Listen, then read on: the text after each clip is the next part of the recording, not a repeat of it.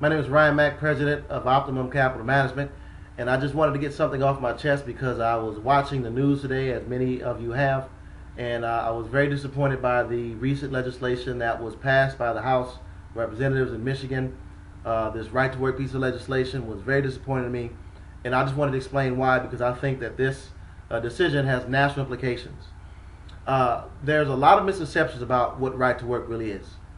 Many people that I talk to feel that right to work essentially means that an individual has a right to not join a union. This is false. Right now, individuals have the right to not join a union. Across the board, you do not have to join a union if you do not want to. That's already on the books, and you do not need right to work legislation to make this possible. What unions do, essentially, let's just say you have a union worker and they pay dues. These dues go towards things such as healthcare negotiations, salary negotiations, paid day, sick day, vacation day, pay day negotiations. They also go to negotiations to get certain benefits, such as if you're fired, if you think you're unjustly fired, you can file a grievance and then you can take that grievance into arbitration. The union will pay for your arbitrator.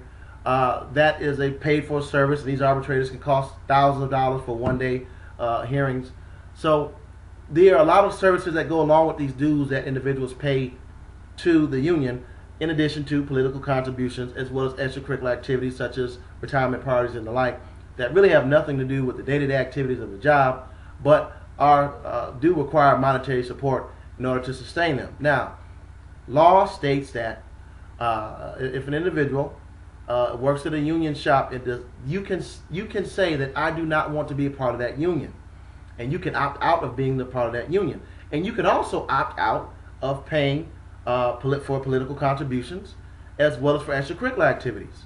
But the law also states that right now, before today rather, that the law states that you had to pay what they call service fees. So let's just say you have two employees. They're both nurses' aides.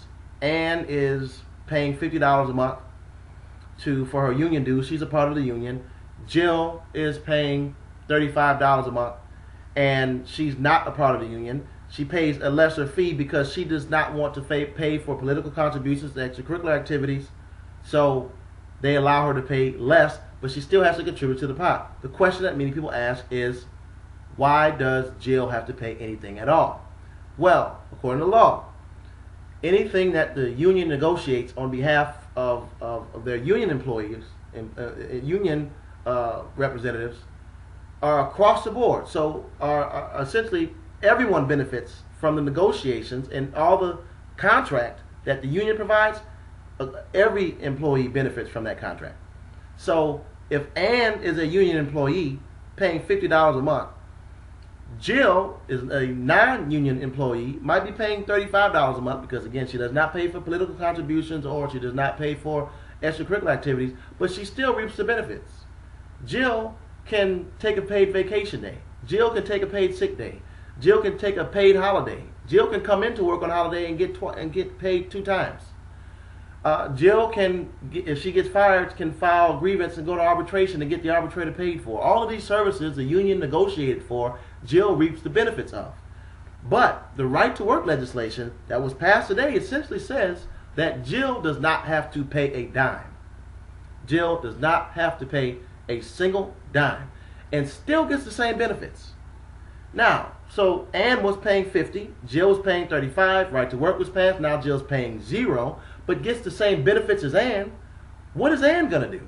Ann is going to look at Jill and say, wait a minute, I'm paying $50 a month for my benefits and to keep my safety of my job.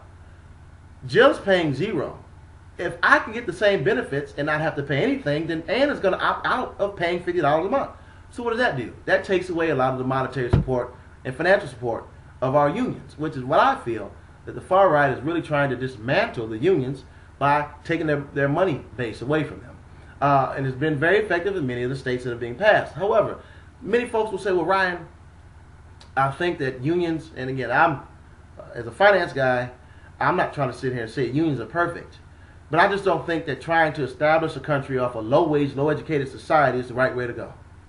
If we're going to build a strong economy, we need to make sure that we're paying and we can battle and do as much as we can to make sure that individuals at least get a living wage so they can support themselves and support their families.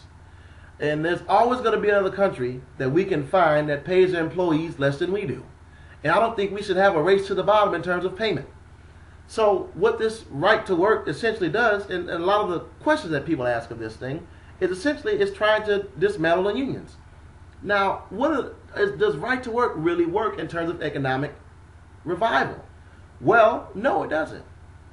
I mean, there's a $5,600 a year drop-off in terms of average salary in those states that are right to work.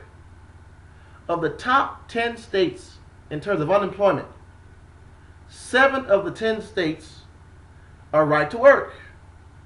Of the top 20 states in the union that are doing well, only 3 of those states are right to work. Of the top 10 states in this union that are doing well, only 1 of those states are right to work. So we've seen the stats, but right to work really only accomplishes a disparity of income that allows the rich to get richer and for them to pay less to their employees and create no economic value. Now, you're paying your employees less, they're going to have less money in their pocket to take into the community to spend, and the community is going to suffer as a whole because of it. If you're going to try to sit back and say we can build a stronger economy off a low-wage, low-educated society, I'll call you a fool.